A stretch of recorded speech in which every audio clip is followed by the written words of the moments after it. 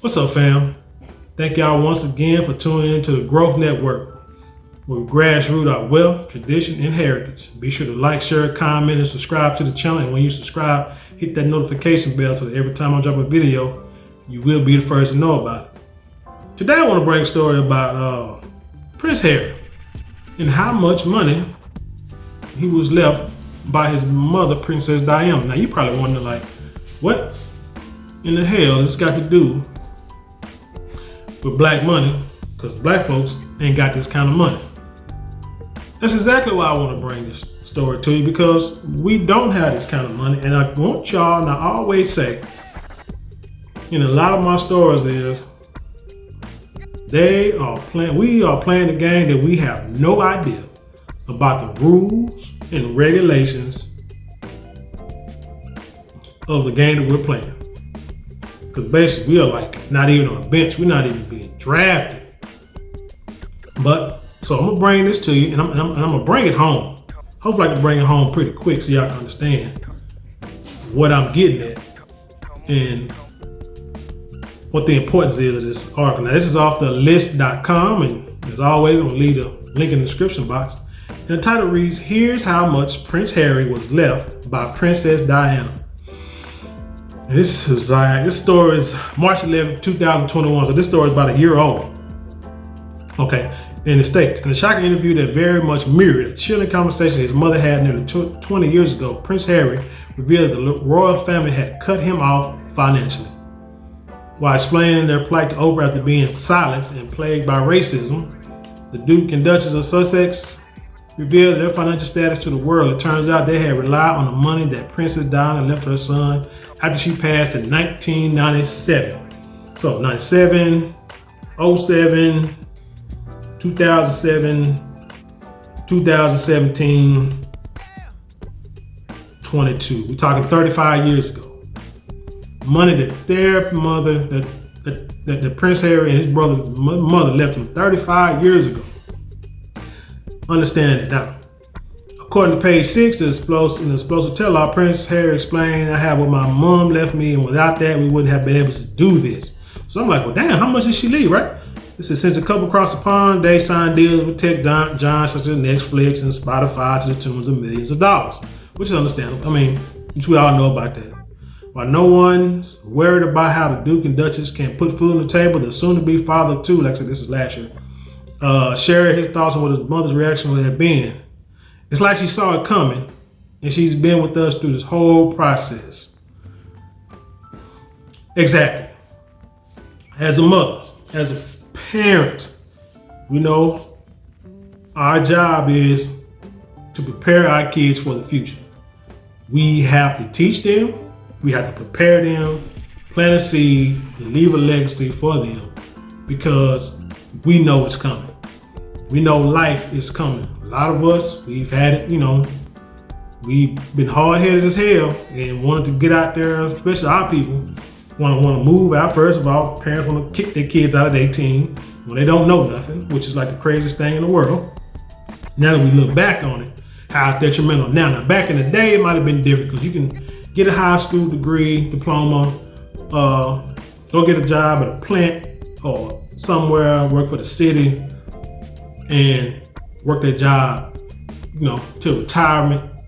And then once you retire, you can live off the pension. You got your health care, everything straight. But now you can't do that. Now you need to, you graduate high school. If you got a high school diploma, that ain't nothing.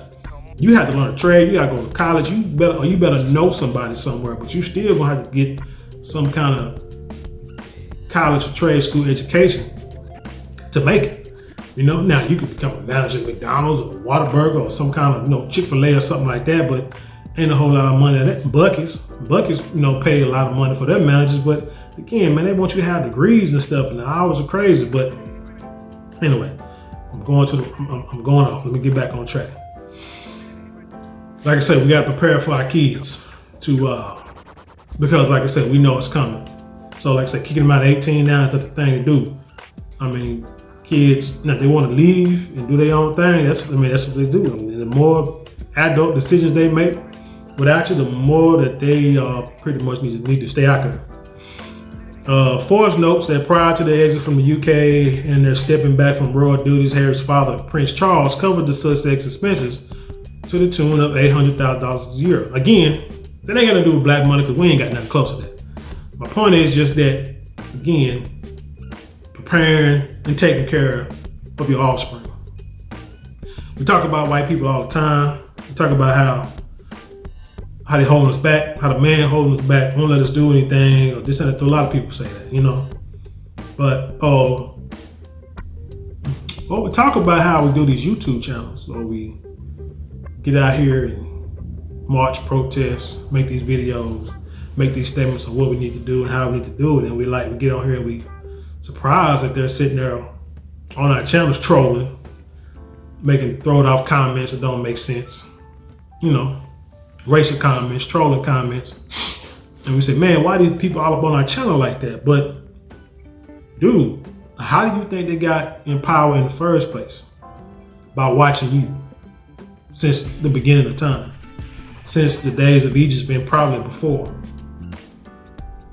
And even now, they watch what you do and they copy everything you do, and they steal your ideas and patent them and claim them as their own. And that's how they get in power and stay in power, but you think that's not right. You say, oh my God, they're just so evil. Yeah, you know, evil and whatever you want to call them, but they're in power. They got the money. You don't. Because you won't go and read news articles like this. You won't go and read news articles about how people figure out ways how not to pay, how to pass down houses and money and inheritance down to their kids without being penalized or paying taxes, so their kids can have this money and not worry about, you know what I'm saying, being penalized. You don't want to read stories like that. You don't want to read stories like that because that's them folk, but yet, or how they, you know, invest in the stock market or crypto and invest in these businesses with very little money, and then years, you know, 20 years later, they're millionaires. You feel like 20 years from now, that's just too long. I can't pay my bills today. I got to get a job. But again, you can put yourself in situations, or put your kids in situations to where, yeah, they're gonna have to work a little hard, but in the end, there's actually a benefit to it. No, you probably ain't gonna have $800,000 a year to take care of your kids, but you can have something. You can make it to where your kids can make enough money to where they can put something aside for their children, you know, for future, for, you know what I'm saying, for when they get old and it's time to go, you know, move out, they can have a house and move in, or they can remember the show Dallas where they had like thousands of acres. So we'll have a bunch of acres and we want to move out. We want to move to the city, spread out, and then all that land we have, somehow, them people who know the law, you know what I'm saying, know the loopholes, will sit there and just cherry pick pieces and parcels of the land to the point to where they can go down to the courthouse and be like, look, they ain't doing nothing with it. I got the majority. I want it all. They're like, okay, fine, bam, and they take it from you, and you don't know what happened. When you could have had that land and put your entire family on it. I said, I wish I would have bought 10 acres, you know, a house with 5 to 10 acres on it. Why? Because if ever my kids, grandkids, or what have you need somewhere to stay, you can't live in my house, but we can put you, you know, the double wide back there, a nice manufactured home. Let's call it that. A nice little manufactured home. We put them back there on that acres.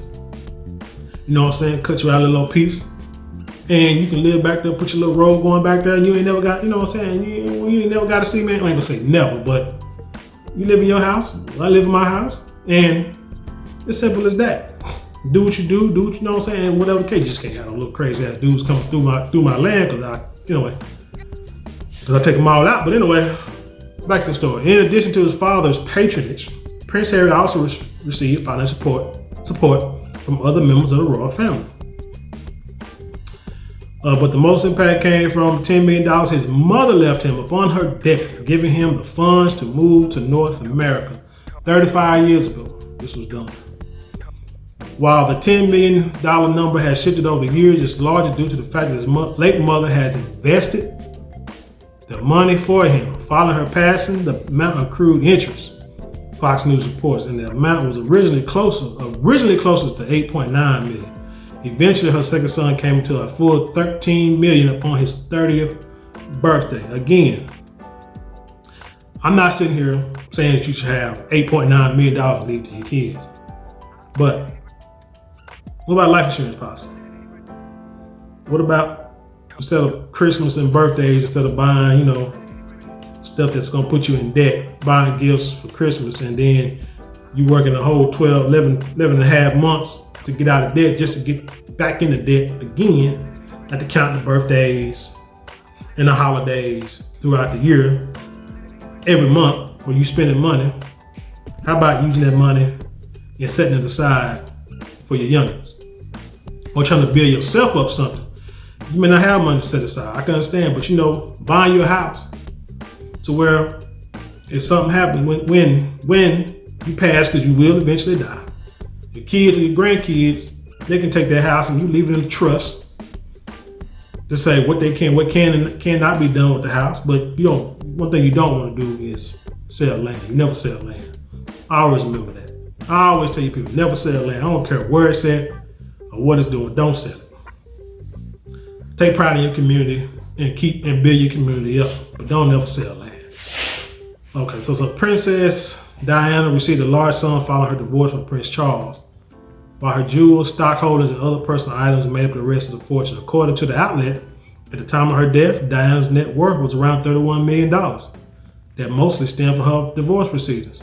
Furthermore, Markle had amassed, Princess Markle, had amassed around $2 million herself after taxes, Forbes reported. And everybody knows Forbes is always right. But her fortune comes from her long-standing role in popular legal drama Suits, as well as other parts of films and shows. As for their new home, the Duke and Duchess put down a cool $5 million and agreed to pay a $10 million mortgage. The outlet put the remaining fortune at $5 million prior to the massive deal with Netflix and Spotify.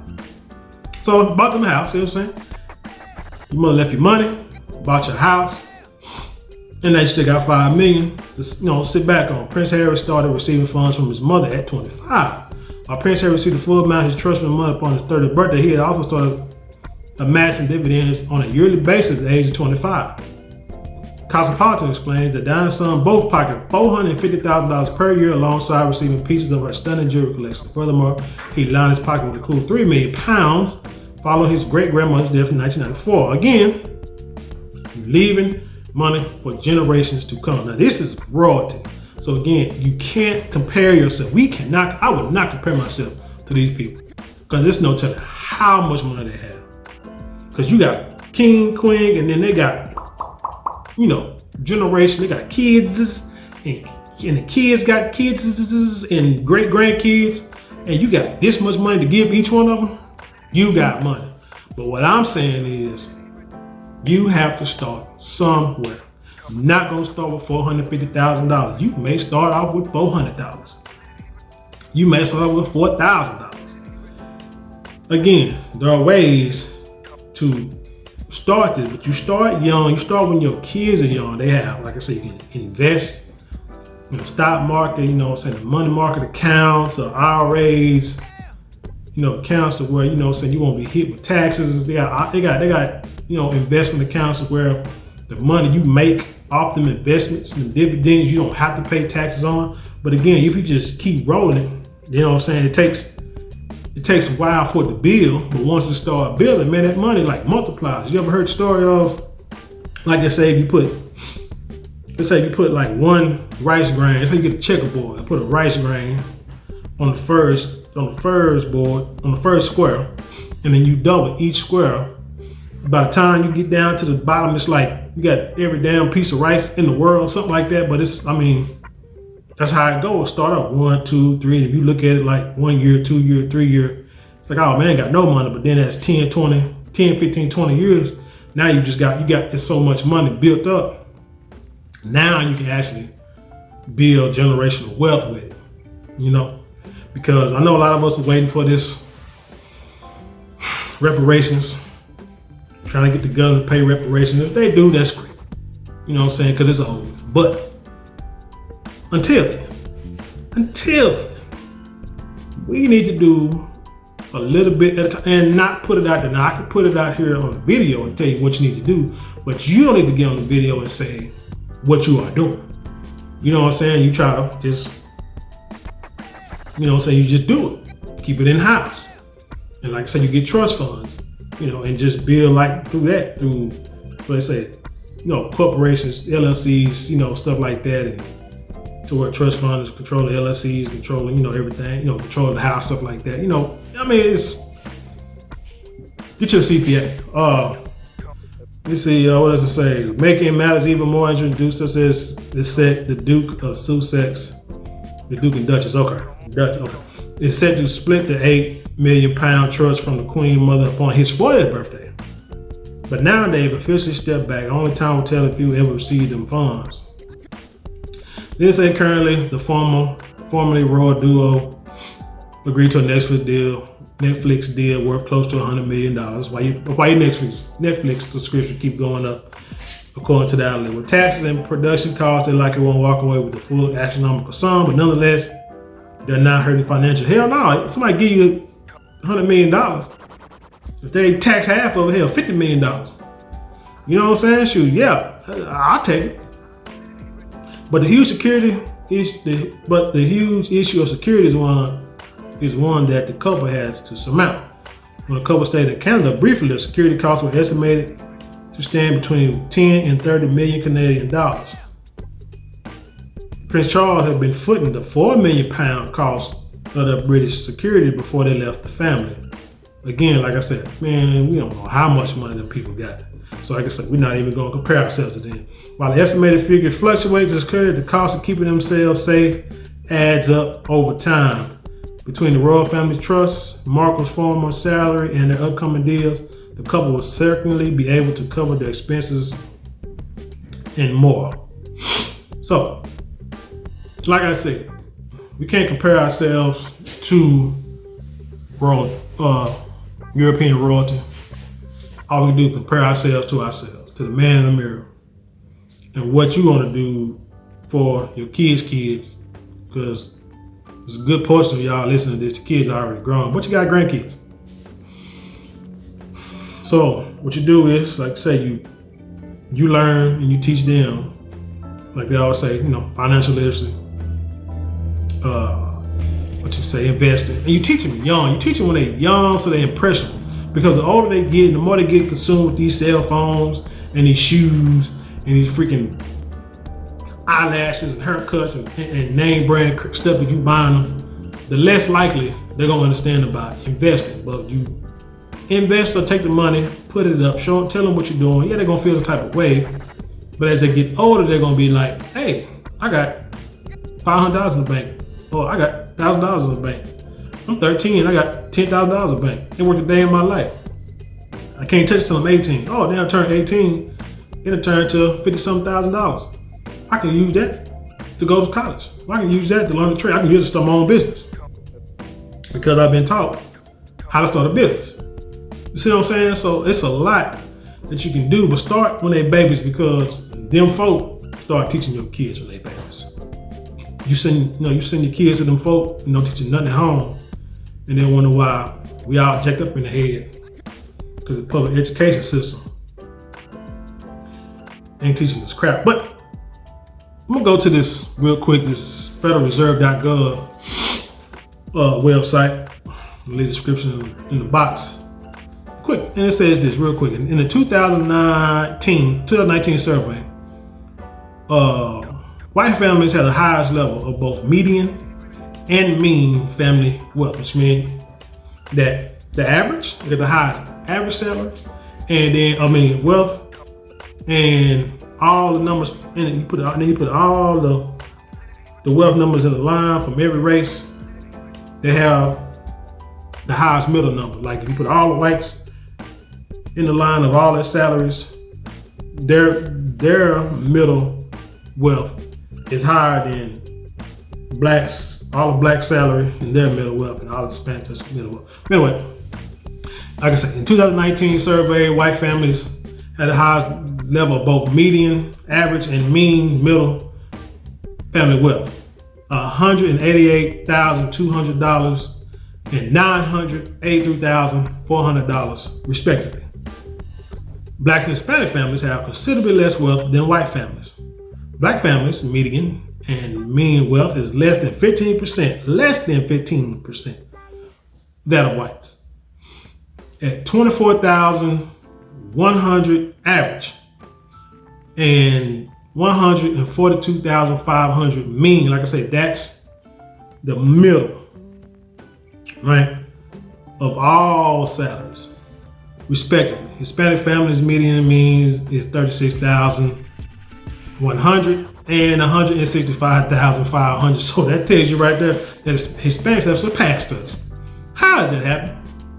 How in the world we let that happen? Can we all do some research? After we watch this video, can we all just go and research and see how that happened and what we can do? Man, no, forget that. Don't do that.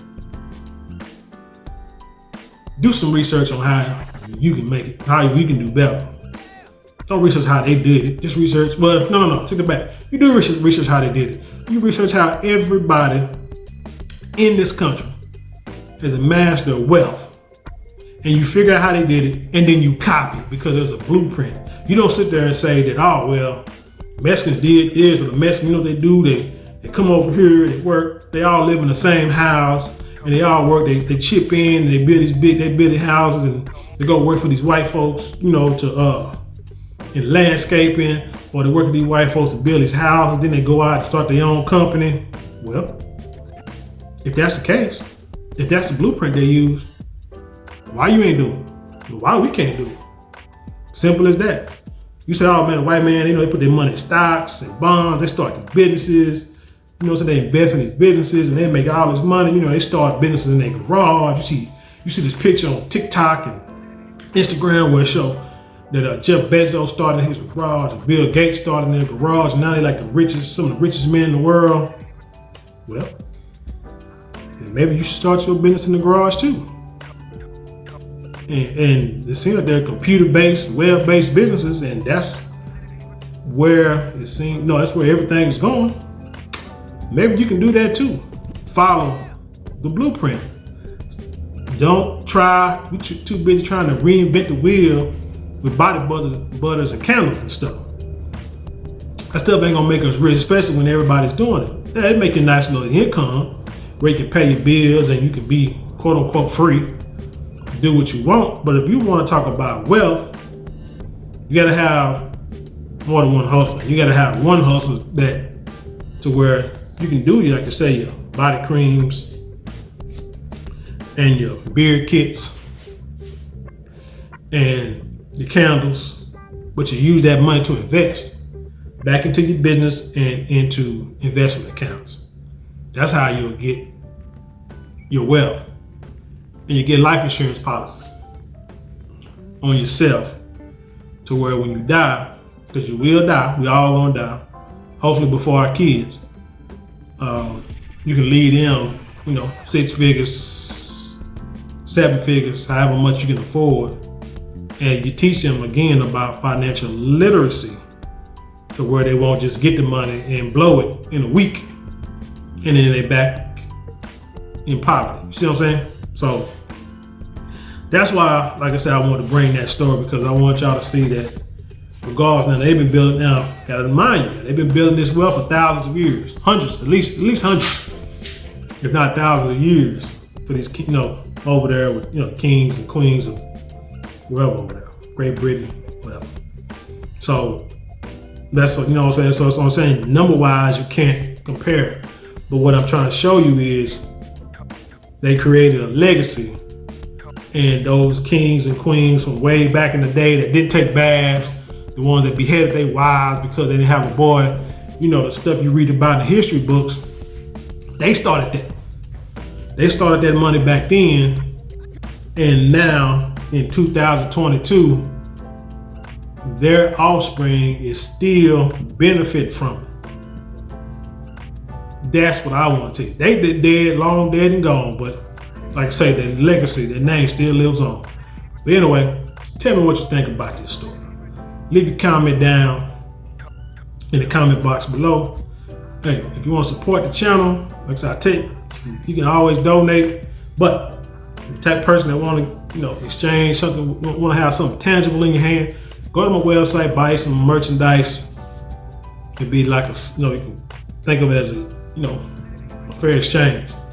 You want to start a YouTube channel? Click on that TubeBuddy link. You can sign up for free, and it gives you great ideas, content, keywords, subject matter, to where you can, the hot topics, the way you create videos, get those views, get those subscriptions up, and build that YouTube channel. It's a great way to start it. And with that being said, I leave you the same way I come, and that's with peace.